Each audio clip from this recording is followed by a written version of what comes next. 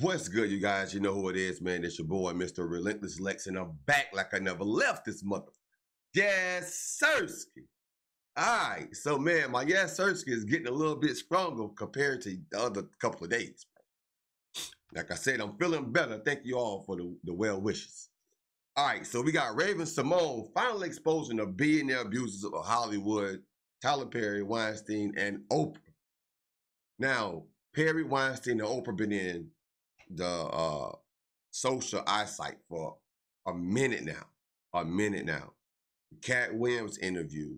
Everybody is coming out speaking about Weinstein, Oprah, and Perry. It's a lot to take in. So put on your seatbelts as Raven Symone is about to spill the spicy. I'm not an African American. I'm an American. Oh, girl, don't set up the Twitter on fire. I said this upstairs, and maybe I didn't. Hold on, wait a minute. She said she's not a what?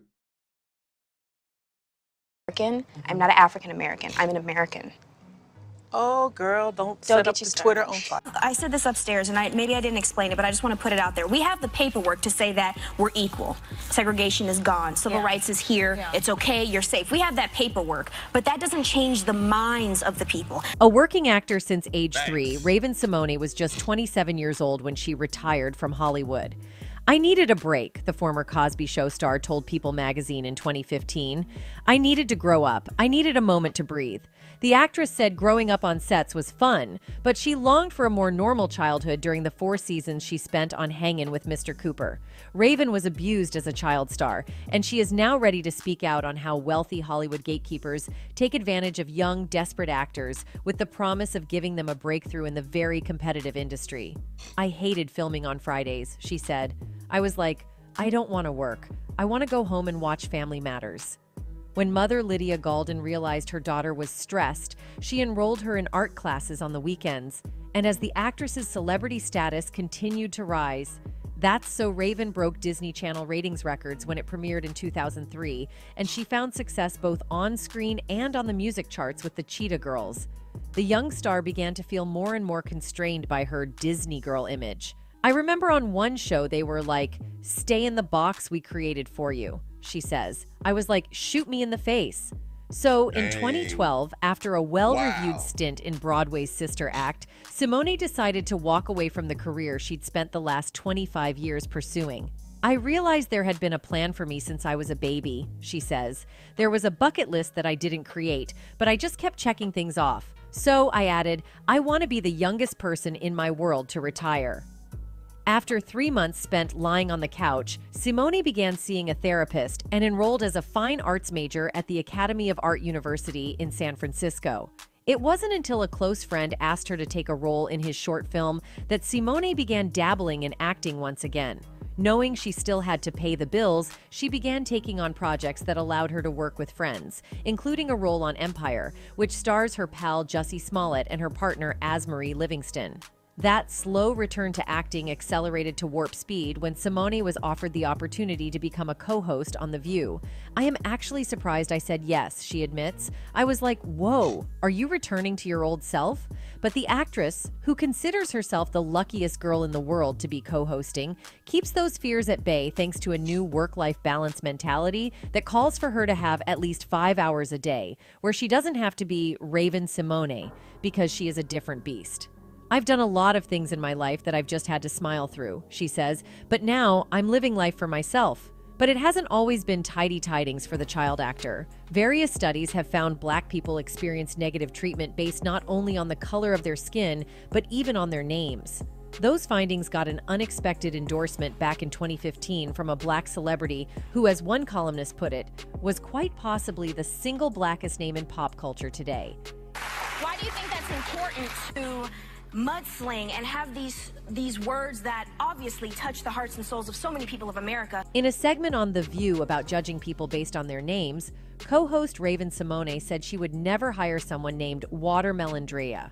Her detractors said the comment, coming from someone with a unique name, smacked of hypocrisy and perpetuated the idea that it's okay to treat people poorly based on their names.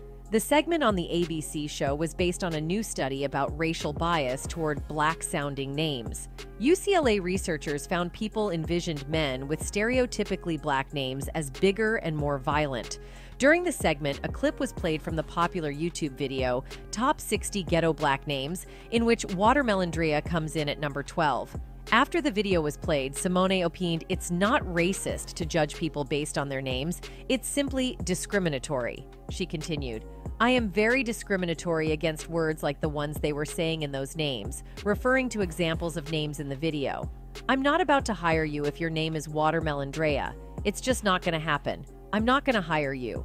Her co-host had little to contribute, prompting Symone to ask, "Is that mean?" Co-host Joy Behar added that white people tend to name their children after food, apple, honey, prompting her to suggest to parents they stop naming their children when they're hungry. Symone's comments caught fire. On social media and in opinion columns, people were quick to say the comments from a black woman with an accented, hyphenated name embodied irony and hypocrisy. Additionally, in 2015, Symone came under fire for not denouncing former Univision host Rodner Figueroa's claim that Michelle Obama resembles the cast from Planet of the Apes.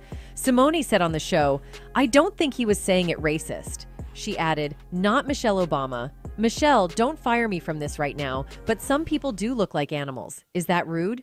The actress announced her departure live on The View in a late 2016 episode. At the time, her reasoning was that she'd be busy executive producing and starring in Disney Channel's Raven's Home, which chronicles her psychic character Raven Baxter in adulthood. While this was true, there was more to Symone's exit than just a busy schedule. During an interview on The View Behind the Table, Symone explained how her experience on The View wasn't what she thought it would be. She said, "I feel like I just got catfished. I thought I was going to a show where it was pop culture and fun and exciting, and I got catfished and learned a good lesson."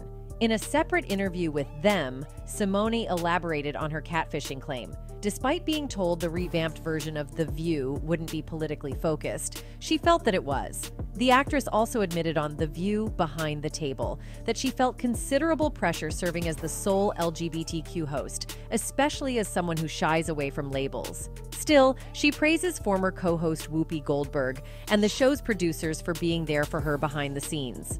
Although millennials and Gen Zs alike will probably think of Raven's first acting gig as her breakthrough on the Disney Channel hit series, which, fun fact, was initially supposed to be called Absolutely Psychic. She was aged only 3 that she made her Hollywood debut, and has lived to experience everything in the industry, the good, the bad, and the untold. Joining from the premiere episode of The Cosby Show's 6th season as Bill Cosby's step-granddaughter, Olivia, Raven ended up remaining on it until the series finale in 1992. From there, she went on to feature in the Eddie Murphy comedy Dr. Dolittle, as well as its sequel, Dr. Dolittle 2. Fast forward to January 2003, and the iconic That's So Raven debuted. Almost overnight, the actress truly started making a name for herself, and for good reason. Her acting and overall presence on the TV show played a big part in making it the channel's highest-rated and longest-running series. That is until it was surpassed by Wizards of Waverly Place in October 2011. Baxter, aka the high school student who has a secret psychic ability that allows her to experience short visions of future events, was simply hilarious. Accompanied by incredibly lovable supporting characters like her 2 best friends, Ditzy Chelsea and aspiring rapper Eddie, as well as her 2 parents, Victor and Tanya, and her money-obsessed younger brother Corey. Baxter made previous Disney superstars such as Hilary Duff's Lizzie McGuire seem simply lackluster. Once she got in, it was clear that Raven wasn't planning on going anywhere anytime soon. One of her more niche parts was the voice role of Monique on Kim Possible, in which she had a recurring role as she was featured in all seasons of the show and participated in the 2 films for the series, Kim Possible, A Stitch in Time, and Kim Possible, So the Drama. Other key roles for the actress include lead singer Galleria Garibaldi in the Disney Channel's original movie, The Cheetah Girls, which was produced by the one and only Grammy winner Whitney Houston. Raven also made an appearance in The Princess Diaries 2, royal engagement as Princess Asana, and came back for her role in The Cheetah Girls 2. A jack of all trades, the star also took over Broadway in January 2012 as Dolores Van Cartier in Sister Act. And let's not forget her impressive music career, which began in 1992, when the then 7-year-old signed with MCA Records. She spent that year and the next taking vocal lessons from none other than Missy Elliott.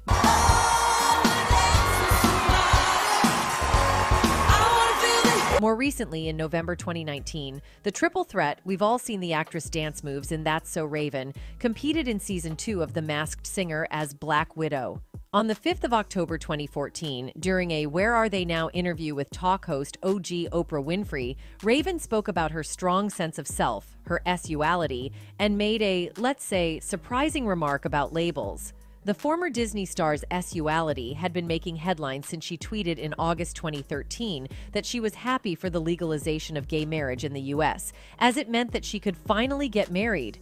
"I don't want to be labeled gay," the actress first stated on the talk show, continuing, "I want to be labeled a human who loves humans. I'm tired of being labeled. I'm an American. I'm not an African American." As expected, Oprah pleaded, "Oh, girl, don't set up Twitter on fire. What did you just say? Stop the tape right now." Raven went on to add, "I will say this. I don't know where my roots go back to. I don't know how far back, and I don't know what country in Africa I'm from. But I do know that my roots are in Louisiana. I'm an American, and that's a colorless person because we are all people. I have lots of things running through my veins."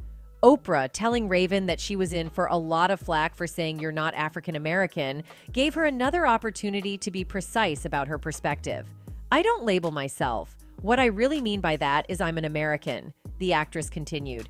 "I have darker skin. I have a nice, interesting grade of hair. I connect with Caucasians. I connect with Asians. I connect with Black. I connect with each culture. Isn't that what America's supposed to be?" Understandably, and as Oprah herself predicted, Raven's strangely worded comments divided netizens, who took to Twitter to share their views on it. But it seems the backlash she received following that interview wasn't enough to stop the actress from continuing to run her mouth, as only a year later, during a segment on The View about judging people based on their names, the co-host said she would never hire someone named Watermelondria, as earlier discussed. But one thing is clear, Raven starts speaking her mind after she realizes that she is riding alone in the murky waters of Hollywood, and being a child actor, she is not alone.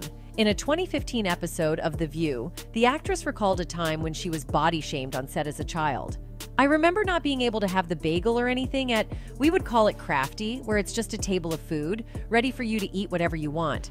And I remember people would be like, 'You can't eat that, you're getting fat.' I'm like, 'I'm 7, I'm hungry,'" Symone said during the episode. Wow, 7. She has also spoken out about how being body-shamed so young caused a lot of mental issues for her. She even went as far as to say that she wishes she grew up in a more body-positive time like today. All that, coupled with being underpaid, being blackballed, and being stereotyped, wasn't the best way to make a living in Hollywood. That said, some people still believe she's one of the best actors to ever grace the screen. One such fan tweeted, "Lindsay Lohan and Raven Symone are two of the greatest actors of their lifetime, and I'm not kidding." And that's it from us today. Until next time. Man, so Raven, shout out to Raven Symone, man. She's a very, very talented actor. Her music to me wasn't so, but talented, man, from a little puppy. No, not a little puppy, but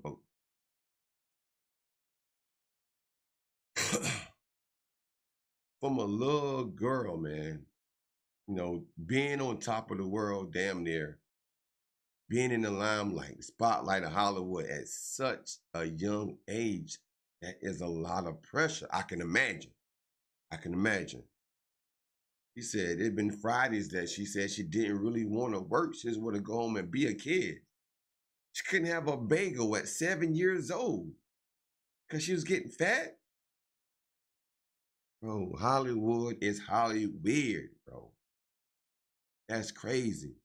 So the comment about Michelle Obama looking like an animal, that was crazy. Now, some of the things that she said I don't really agree with. It's certain topics you don't talk about when you're in the limelight, unless you're going against the machine or you're going with the machine. That's how Hollywood works.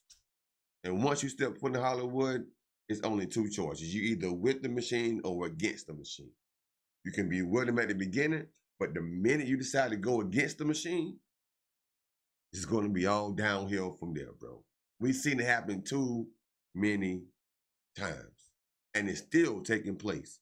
And people are out here still dying to be in Hollywood, bro. Still. After all these things that's coming out, they still go sell their soul for $1. Crying out shame.